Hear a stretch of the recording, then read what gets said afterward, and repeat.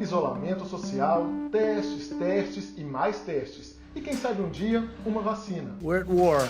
Isso que está acontecendo é uma guerra. Guerra contra o vírus. Se é uma guerra, estas são as armas que nós temos para combater o coronavírus. Neste vídeo, a gente mostra um pouco o que pesquisadores mineiros estão fazendo nessas 3 frentes. Eu sou Maria Cláudia Barreto. Eu sou Sidney Gomes. E este é o Consciência.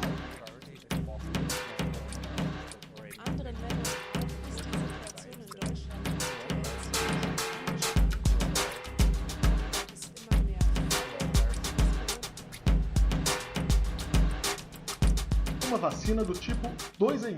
É o que pode surgir a partir de um estudo inovador da Fiocruz de Minas. A ideia é usar o vírus da gripe para imunizar contra a Covid-19. Quem explica melhor é o pesquisador Alexandre Machado. Nosso grupo trabalha com vírus influenza há 16 anos. E tem 10 anos que nós exploramos essa plataforma vacinal. Consiste em utilizar vírus da gripe que não causam doenças, mas que são capazes de induzir resposta imune contra a gripe. Então, a nossa estratégia é incorporar uma proteína da SARS-CoV-2, né, o causador da Covid-19, a esse vírus de tal forma que ele produza anticorpos contra a influenza, mas, sobretudo, contra o SARS-CoV-2.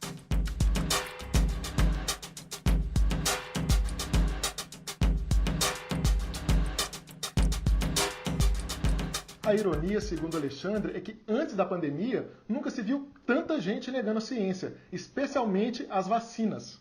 Hoje, o mundo inteiro clama por uma proteção contra a Covid-19. Por que houve a reemergência do sarampo? Por que nós temos o risco da reemergência da poliomielite? Porque as pessoas estão parando de vacinar. Baseado em movimentos fortes de negação da vacinação e negação da ciência, eu espero que esse despertar da ciência não seja somente enquanto durar a pandemia. Que as pessoas percebam que a ciência é importante e mais, a ciência não está sozinha. A gente tem que pensar, no mínimo, em um tripé. É a ciência, a saúde e a educação. Porque a educação não é somente o conhecimento teórico ensinado nas escolas, mas a cidadania, que o indivíduo se isolar, ficar em casa para evitar a propagação da doença, é uma forma de civismo. Os profissionais de saúde estão nos hospitais se expondo para salvar vidas. Eles estão salvando vidas, saindo para as ruas. As pessoas podem ajudar a salvar vidas ficando em casa. Enquanto não há vacinas, uma forma de controle da pandemia é a testagem. We have a simple message for all countries. Test, test, test.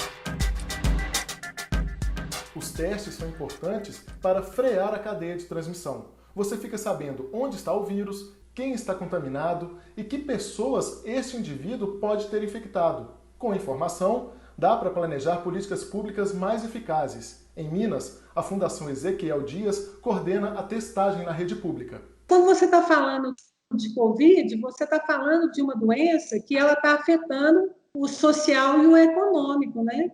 Então, a história é outra. A importância de se ter o diagnóstico é esse, né?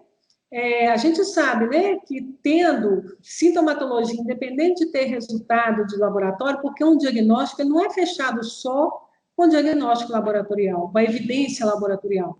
É fechado também com a história epidêmica, que a gente sabe que nós estamos numa pandemia, né? Nós sabemos disso. Mas quando entra toda essa parte econômica e social, aí eu preciso, né, que o laboratório, sendo possível me evidenciar laboratorialmente, isso é bom. O interessante é que até no laboratório a Marluce sente os efeitos de uma das medidas mais eficazes contra o vírus, ficar em casa. E o isolamento, ele diminui realmente o número de amostras que entram no laboratório. Isso é uma coisa que é fácil de enxergar. Quando você abre os critérios e o isolamento, você começa a ter um pouco mais de amostras chegando na instituição, né? Mas aí você tem que avaliar vários fatores, né?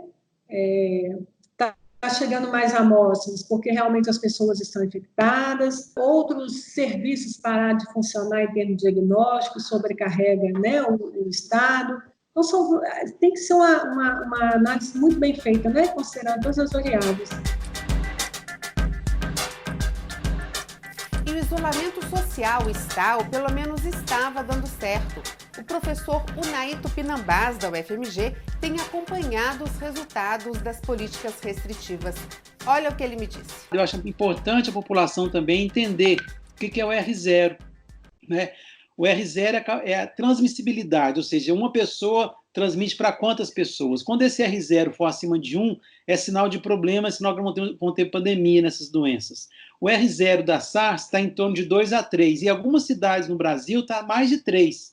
Isso é sinal de que a cada 5 dias a doença, o número de casos duplica. Então é 10, 20, 40, 80, 160 e assim por diante. Então, assim, é muito grave isso, né, quando está acima de 1. E o nosso R0, que é os cálculos que nós estamos fazendo, esse R0 nós conseguimos colocar ele abaixo de 1 em algumas semanas. E teve semanas em Belo Horizonte que o R0 estava abaixo de 1. Quando o R0 fica abaixo de 1, é sinal que nós vamos vencer a epidemia. Estamos vencendo a epidemia, vamos falar assim, né? E agora ele está mais ou menos, quase 1,1, 1,2, que é preocupante, tá?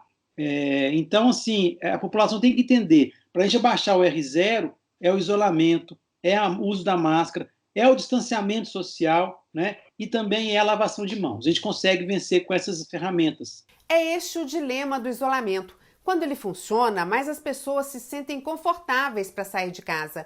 E é aí que os casos voltam a subir. O professor considera que podemos estar vivendo isso agora. Agora é o momento mais crítico que nós estamos vivendo. É um momento muito... Agora que as coisas vão começar, se a gente não tivesse isolamento, a gente já está vivendo um caos na cidade hoje. Mas a gente libera hoje, o caos vem semana que vem. Então a gente tem que ter paciência. Você acha que o ser humano tem uma negação, né? Eu não estou vendo o problema, né? Não estou vendo a coisa. Infelizmente, quando chegar, né, pode ser tarde. Quando ele perceber, pode ser tarde.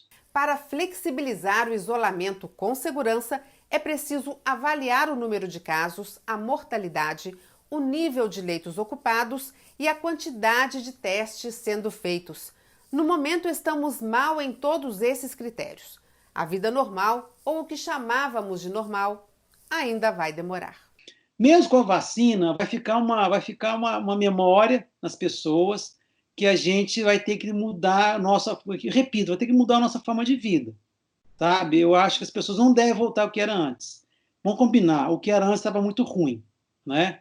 Você vê desigualdade social, concentração de renda, né? Sem acesso à saúde, sem acesso à educação, né? As pessoas cada vez mais isoladas. Eu acho que talvez, vou pedir licença para dar uma filosofada, né? Eu acho que talvez a gente entrar a pessoa tem que voltar para dentro, fazer uma metafísica e fazer, olha, que caminho que nós estava seguindo, o mundo estava seguindo.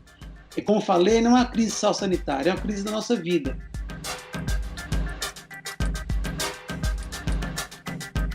Nós não sabemos o que nos aguarda no futuro. O que pode nos proteger é a ciência.